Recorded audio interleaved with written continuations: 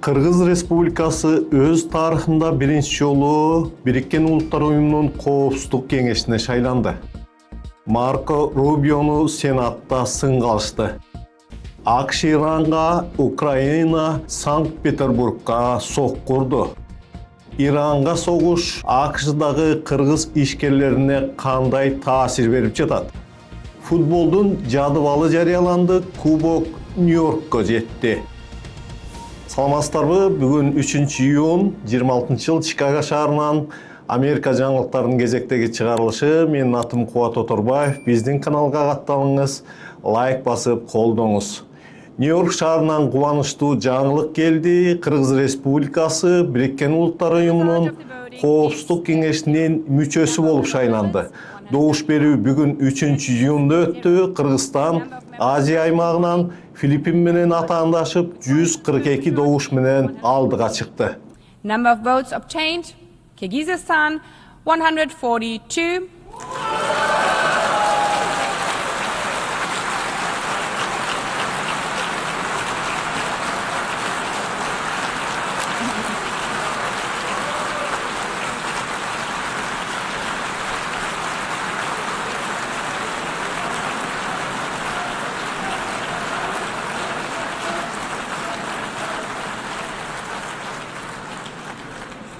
Philippines 49.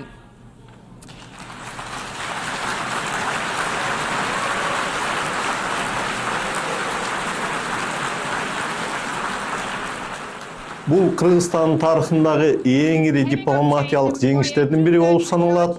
Президент Садыр Жапаров кыргыз элин бул окуя менен куттуктады. Ошондой эле ал Кыргызстанды колдоп берген дүйнө мамлекеттерине да ыраазычылыгын билдирди. Өз кезегинде Казакстан президенти эл аралык дипломатияда кадыр баркы жогору Касым-Жомарт Токаев Бишкекке куттуктоо катын жолдоп, бул Садыр Жапаровдун жаратман жана конструктивдүү ишинин натыйжасы болду.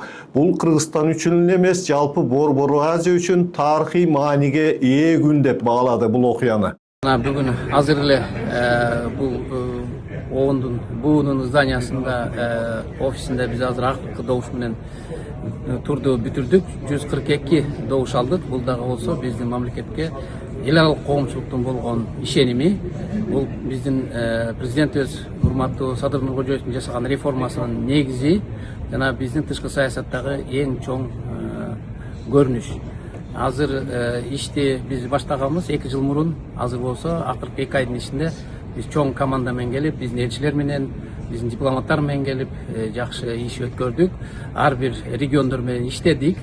Мына результатында биринчи турда 105 менен баштаганбыз, азыр 142 добуш менен утуп алдык. Бул дагы алдыда турган чоң ишеним, бирок бул ишенимдин артында чоң жоопкерчилик бар. Биз деген көптөгөн мамлекеттер менен азыркы дүйнө өзгөрүп атканда бардык конфликттер, бардык иш-чаралар боюнча биз өзүбүздүн позициябыз болуш керек. Ошондуктан биз мунун жоопкерчиликти түшүнөбүз. Бул ишти мындан ары аткарганга аракет кылып жасайбыз. Негизи Кыргызстанды бардык дүйнөлүк коомчулук таанып, бизди колдоп берди. Бул биз үчүн чоң жетишкендик. Бириккен Улуттар Уюмунун Коопсуздук кеңеши дүйнөдөгү тынчтык жана коопсуздук маселелери боюнча эң таасирдүү органдардын бири болуп эсептелет. Анын курамына вето коюу укугуна ээ болгон 5 туруктуу мүчө мамлекеттер бар. Алар АКШ, Орусия, Кытай, Улуу Британия жана Франция.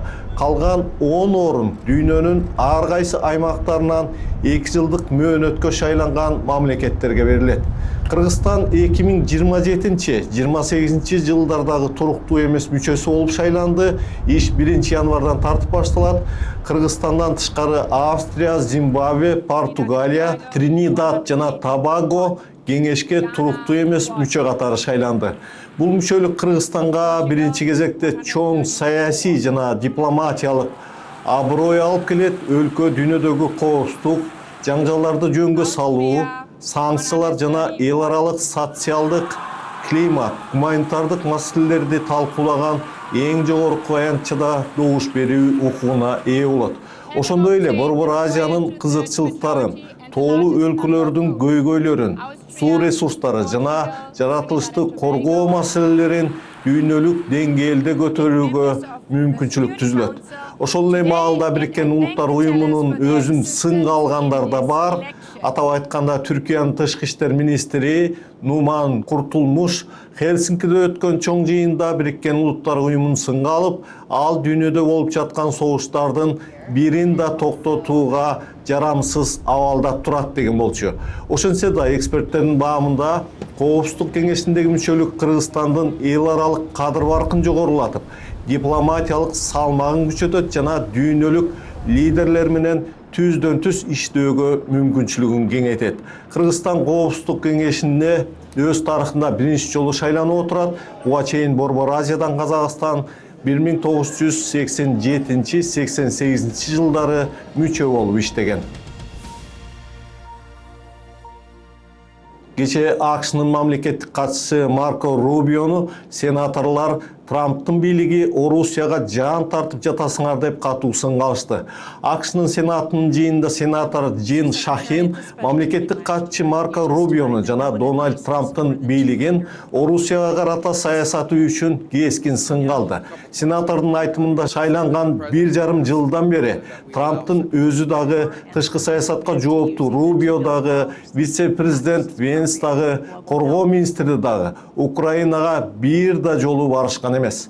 Анын ордуна силер Владимир Путинге АКШда кызыл килем төшөп тосуп алдыңар деп ачууланды.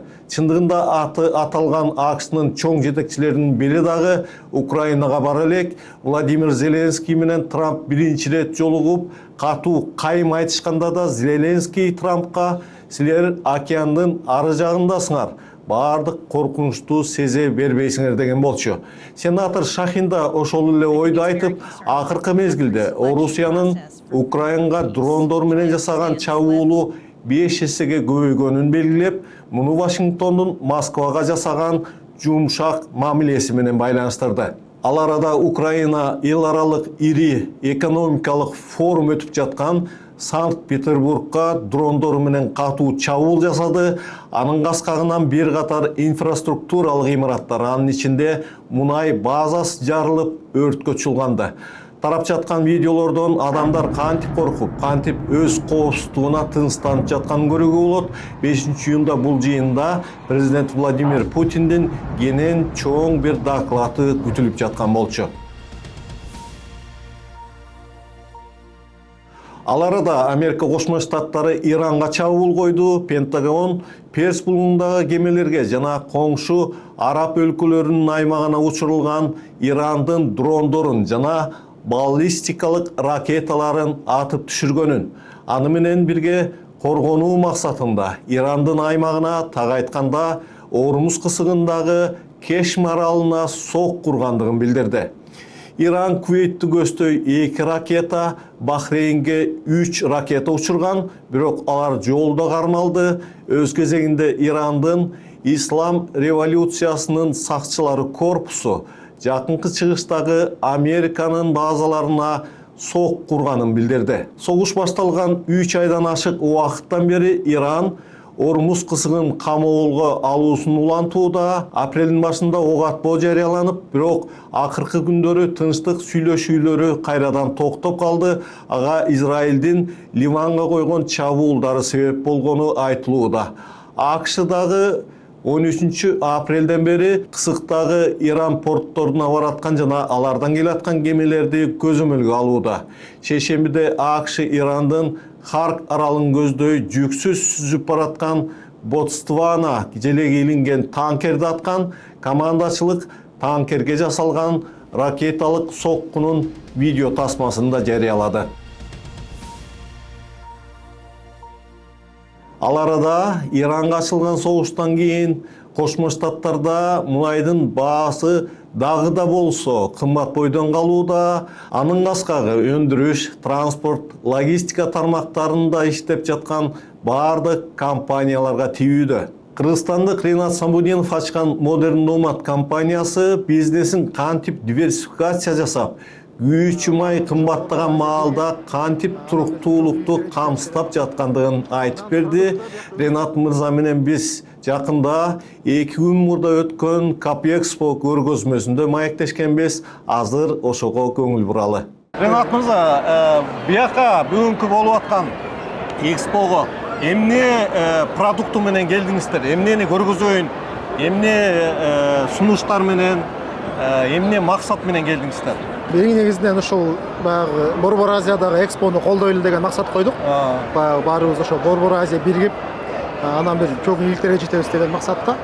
Анан продукты биякта өздүкү Modern Nomad компания, ал баары билет, ал Trackway компания, анан Modern Shop компания. Modern Shop биз трак трейлерди ремонт кылабыз. Анан кийин тиги Modern Parking эң мындай безопасный паркинг кылып атабыз. Сөп дегенде мисалы биякта груздар, трактар көп урдалат, трейлерлерчи. Анан биз өзүбүздүн ушул паркингди эң безопасный кылып атабыз. Адамдар деген келип безопасный паркинг коем десе, ошол жака келип койсо безопасный. Да, жакында эле биз деген биздин бирөөнүн трейлерин урдаганда бат эле таап койдук да. Ошондой случай болду. Анан трейлер таптыңар? Камералар менен фиксация болот бизде. Ар бир кирип чыгып аткан трейлер трак фиксация болуп турат. Ошо менен бат эле таап чыктык. Анан кийин дагы эме бул принтинг. Биз азыр деген баягы MCDOG сайындарды, мондай баннерлерди, мондай футболкаларды баарын ошол Бул продуктулардын баары силердики да? Ооба, монун баары биздики. Ошону силер басып чыгарасыздар буга, Биз басып чыгарабыз монун баарын. Мына бул ягдагы, Да, мондай кылып. сонун, Биз басып ушунун баарын чыгарабыз. Анан ошолордун баары презентация кылып, ушуларды баягы элдерге тааныштыралы, ушу Чикагода жашаган, ушул бизнес чөйрөсүндө жүргөндөргө көрсөтөлү деп выставкага чыктык. Ооба. Сиз эми көп тармактуу болуп атат да, бирок негизги бизнесиңиз трак бизнесине байланыштуу да. Ооба. Эмне кыйынчылыктар болуп атат? Анткени мигранттарга карата көбөйдү го мындай талаптарчы. Анан эми ошол шопурлар деп коеюн, кыргызча айтканда, ошолорду табууда кыйынчылыктар жокпу деген сөз да. Негизи, конечно, кыйынчылыктар бар. Себеп дегенде көп учурда баягы мурун деген грин картасы же болбосо деген паспорту жок водительдерди, айоочуларды ала алчык да. Азыр аларды ала албайбыз. Алсаң, аларды карап кетип баягы бир көйгөйлөр жаратат да. Ошондуктан кыйынчылыктар азыркы заманда бар. Анан азыркы дагы бир кошулган нерсе бул деген ошо айдоочуларды өтө катуу текшерип атат мигранттар. Асылмай бар. Кичине ошондой жактар бар. Анан кийин акыркы учурда баягы Ирандагы согушка байланыштуу мунайдын баасы өсүп кетти. Ошол дагы бизге баягы кыйынчылык жаратып жатат да негизичи. Эми ошол мисалы күйүүчү майды айтып калдыңыз, аябай жакшы тема. Күйүүчү май мына Иранга согуш ачылып электе мен бензинди айтып атам, $2.70 цент болчу да. Азыр болсо 4.70-тин тегереги болуп атат да, 4.50. Демек 2 эсеге чейин кымбаттады. Анан сиздердин жасап аткан жумушуңардын баасы да кымбаттадыбы? Сиздер минуска кеткен жоксуңарбы ошондо? Эми кичине баалар да өстү ошого жараша. Биякта дагы surcharge деп коет. Демек баалар мисалы деген баягы бензиндин, солярканын баалары өссө, белки баалар да өсөт. Ошо менен, конечно, биз көбүнчөрөөк баягы мындай пайдадан уттуруп атабыз. Бирок мындай азыркы маркетте мындай жашаса болот дегендей да. Жашаса болот. Бирок, конечно, бир топ жоготуу бар. Бирок сиздер ошо неме кылган жоксуздар да, бааны сиздер да көтөргөн жоксуздар да. Бааны биз көтөрө албайбыз да. Бааны маркет өзү көтөрүлөт. Бирок баа көтөрүлдү. Баа көтөрүлдү, бирок баанын көтөрүлгөнү солярканын көтөрүлгөнүнө кууп жетпей эле. Жете алган жок. Ал ошондой да всегда. Анан Modern Shop жөнүндө айтсаңыз, эмне өзгөчө кызмат көрсөтө аласыздар? Биздин Modern Shop'та биз деген трейлер трак, чоң трактардын баарын оңдойбуз.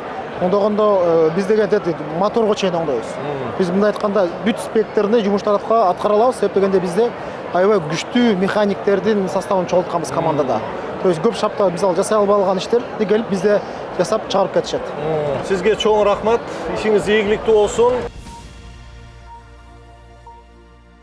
Көрсөтүүбүздү улантабыз. АКШда өткөн EDC Jiu-Jitsu мелдешине дүйнөнүн бир катар мамлекеттеринен 1,5 миңдей адам катышты. Анда кыргызстандык Тынчтык Мамасадыков биринчи орунду, Билимбек Алмаматов экинчи орунду алышты. Буга чейинки мелдештерде да Билимбек Алмаматов чемпиондук курду тагынган болчу. Джиу-джитсунун дүйнөлүк жана бразилиялык түрлөрү бар. Аны Олимп оюндарына кошуу аракеттери жүрүп келатат. Оюндун өзгөчөлүгү ага катышкандар өзүнөн чоң салмактагы адамдар менен да кармаша алат.